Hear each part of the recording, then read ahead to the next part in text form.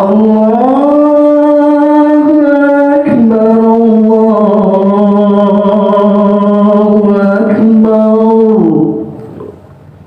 La ilaha illallah.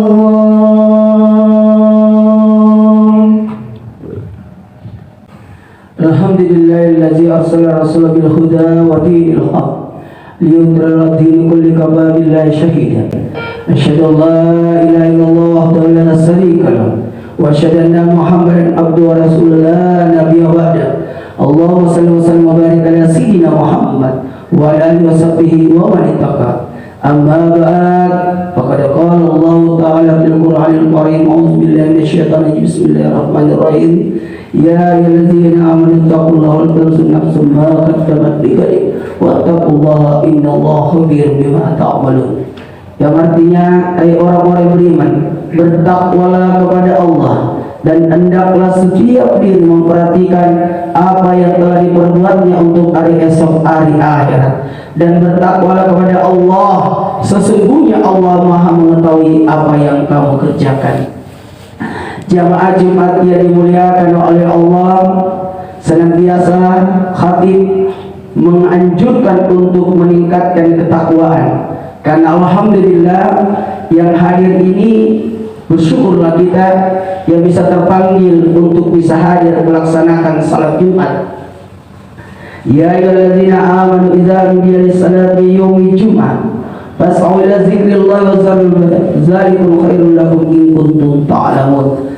Ayo orang-orang yang beriman, apabila diseru untuk menunaikan salat Jumat, maka bersegeralah kamu kepada mengingat Allah dan tinggalkanlah jual beli. Dan demikian itu lebih baik bagimu jika kamu mengetahui.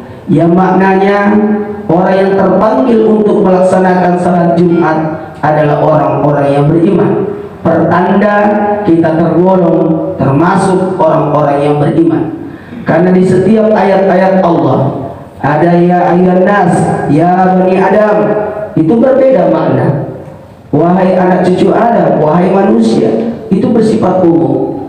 Tapi kalau ketika dia dipanggil adalah orang-orang beriman, pertanda kita adalah orang-orang beriman.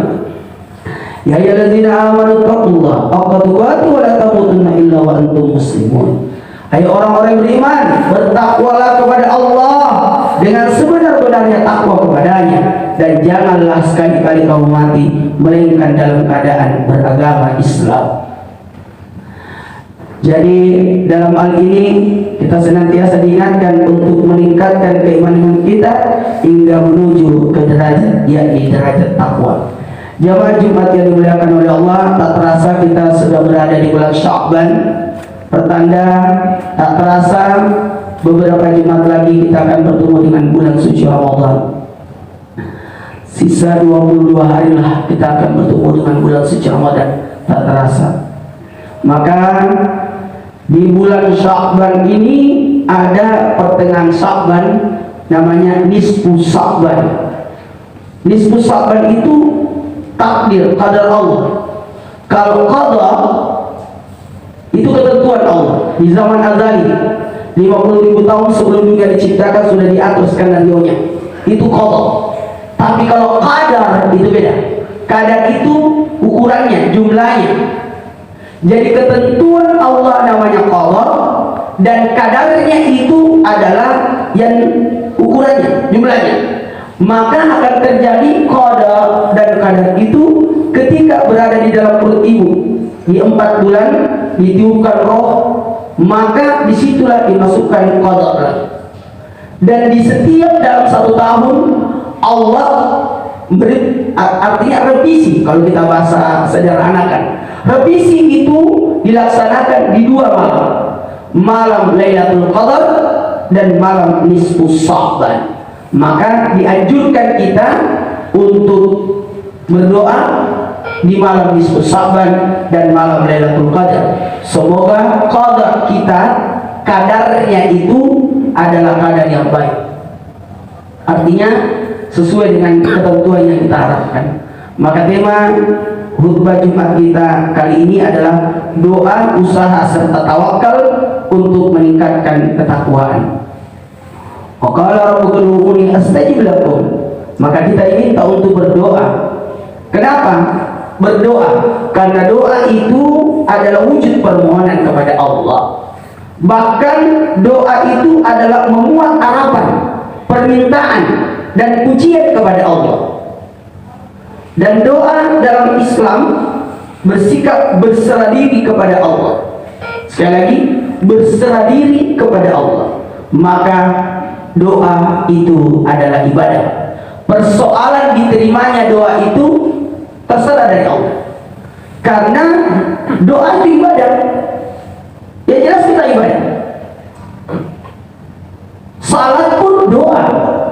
Salat itu kumpulan doa-doa yang diawali dengan takbir dan diakhiri dengan salam dengan syarat dan rukun tertentu.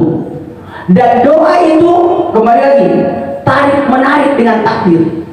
Kalau ditakbirkan ini, tapi karena dia berdoa, maka itu bisa berubah. Takbir itu bisa dirubah dengan doa. Sekali lagi, dirubah dengan doa permohonan. Allah malu kalau permintaan hambanya itu tidak dijawab. Cuma kita tetap berbaik sangka. Kadang-kadang doa itu diijabah sesuai permintaan, namanya mustajab. Tapi ada kalanya Allah ganti. Allah ganti. Tidak cocok dia. Allah kasih yang lain. Allah kasih yang lain. Jadi Allah menggantikan yang terbaik untuknya. Dan ada kalanya Allah menyimpankan untuk di hari kemudian. Maka kelak dari kemudian orang-orang yang tidak diijabah doanya, maka akan dipanggil oleh Allah. Inilah orang-orang yang waktu berdoa di dunia tidak diijabah, maka diijabah kali ini. Jemaah Jumat yang dimuliakan oleh Allah, di awal khutbah tadi khatib sudah membacakan surah Al-Jum'ah ayat 9, perintah untuk panggilan untuk Jumat. Dan ternyata tadi doa sudah kita bahas, usaha. Ada namanya usaha di surah Jum'ah ayat 10. Wa idza qudiya lis-sholati fantasiru bil ardi wa btaghu min fadlillahi wasqurullaha katsiran la'allakum tuflihun.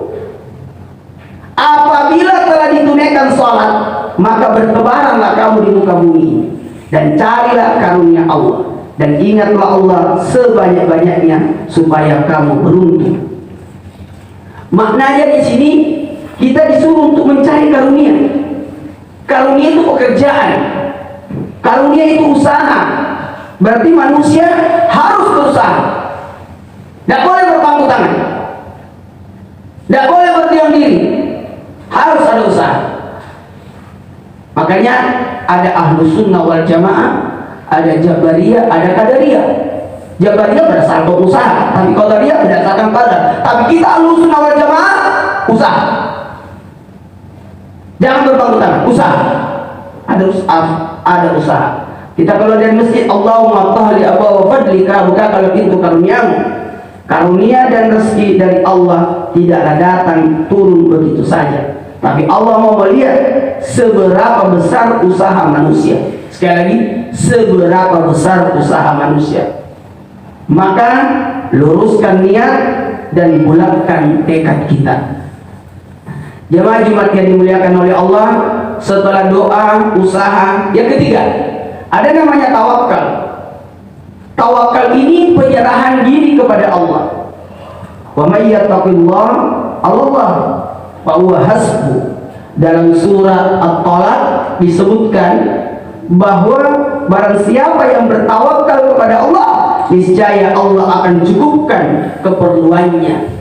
Bertawakal. Gini, kita sudah berniat, berdoa, usaha, hasilnya itu tawakal kepada Allah. Bagaimanapun hasilnya.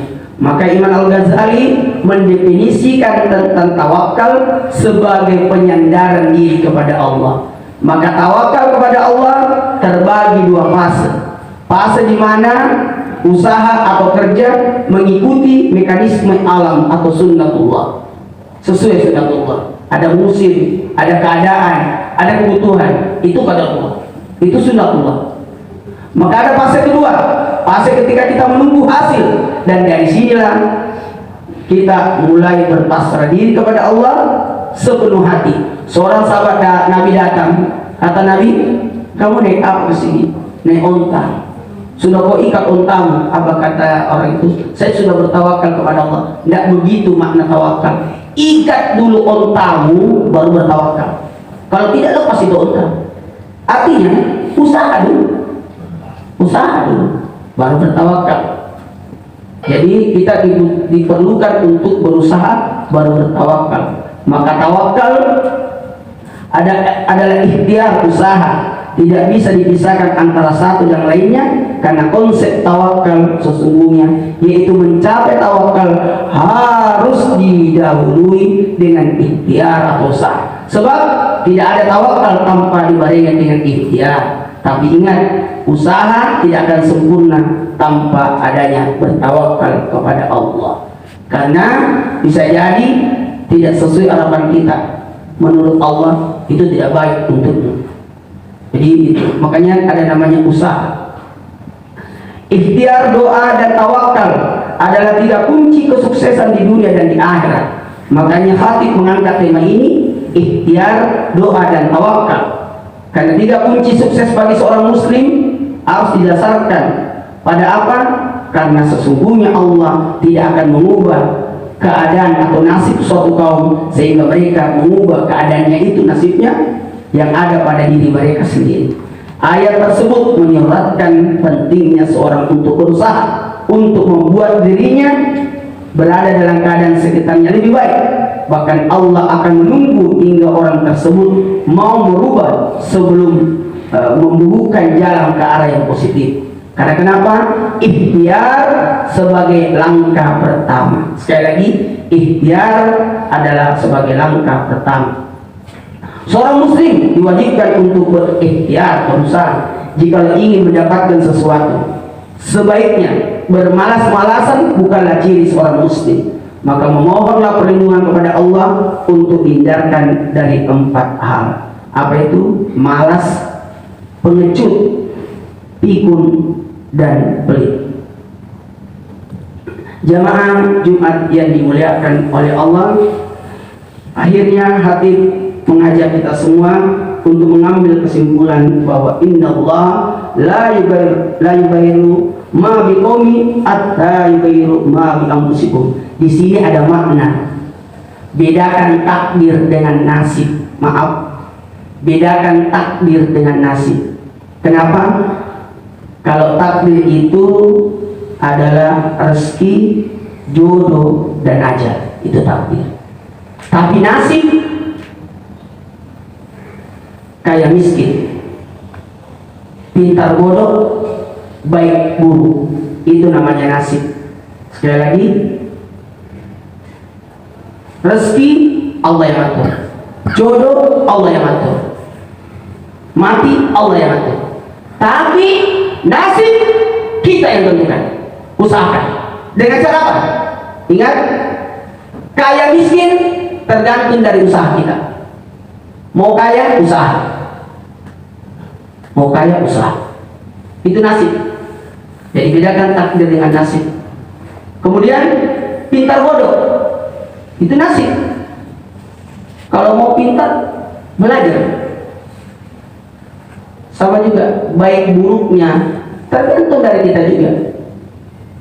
Baik buruk itu tergantung diri kita. Makanya sikapi dengan berbaik sangka atas takdir Allah. Makanya saya mengajak kepada jamaah Jumat untuk mempersiapkan diri di pertengahan, sekali lagi, di pertengahan Sya'ban. Bacalah doa nisfu Sya'ban, atau singkatnya semua bisa amalkan, di malam pertengahan Sya'ban. Silakan dicari di 11 sampai 20, kemungkinan besar Jumat depan. Jumat depan, insya Allah Kamis malam Jumat kita sudah baca Yasin 3 kali. Yasin yang pertama, minta ampunan kepada Allah. Ya Allah, berkahnya Yasin, ampuni dosaku. Kemudian Yasin yang kedua, minta apa yang kedua? Ya Allah, berkahnya Yasin yang kedua ini, tambahkan rezekiku. Sekali lagi, tambahkan rezeki, bukan rezeki. Kalau rezeki sudah diatur, yang kita minta tambahannya. Tambahannya. Iya. Dan yang terakhir, yang ketiga, angkatlah derajatku. Barakallahu fil Qur'anil azim wa nafa'ana bihi ya yasikul hakim astaghfirullah li nafsi innahu wal ghafurur rahim. Allahumma shalli wa sallim ala sayyidina Muhammad wa ala ali sayyidina Muhammad. Alhamdulillahillazi amarna bihablillahil matin asyhadu an la ilaha illallah wa la syarika lah. Ya wa na'budu wa ya nasta'in wa asyhadu anna sayyidina Muhammadan abduhu wa rasuluhu wa rahmatan lil alamin. Allahumma shalli wa sallim wa barik ala sayyidina Muhammad wa ala alihi wa sahbihi ajmain. Amma ba'd. Fa ya ibadallah taqullaha wa satatu wa asari ila maghfir rabbil alamin wa alamu anna Allah subhanahu wa ta'ala amrukum bi amri fadatihi nafsi wa zanna bi malaikati musabbih bi qudsi fa qala ta'ala bi kitabil azim inna Allah wa malaikatahu yusalluna 'alan nabiy ya ayyuhallazina amanu sallu 'alaihi wa sallimu taslima. Allahumma shalli wa sallim wa barik ala sayyidina Muhammad sayyidina al-mursalin wa ala alihi wa sahbihi wa qurrati wa suwaihi wa zurriyyati ajmain warda. Allahumma ala arba'atul rasidin sayyidina Abi Bakar wa Umar wa Utsman wa Ali wa ala baqiyati tabi'in wa man tabi'a bi ihsan ila yaumiddin wa lana ma'akum bi rahmatika ya arhamar rahimin. Allahumma sil jami'al walatul muslimin wanzur islam al muslimin wa asli qabratil musyrikin wa ahlil ila yaumiddin. Allahumma ghfir lil muslimin wal muslimat wal mu'minin wal mu'minat ala yaumiddin. Allah innaka sami'un qaribun mujibu da'wat ya qadiyal hajat rabbana bainana bil haqqi wa anta khairul fatihin. Rabbana atina fid dunya hasanah wa fil akhirati hasanah wa qina adzabannar. Ibadallah innallaha ya'muru bil 'adli anil fahsya'i wal munkari fasburuhu yastajib lakum wa la yakunu akbar. Allahu akbar.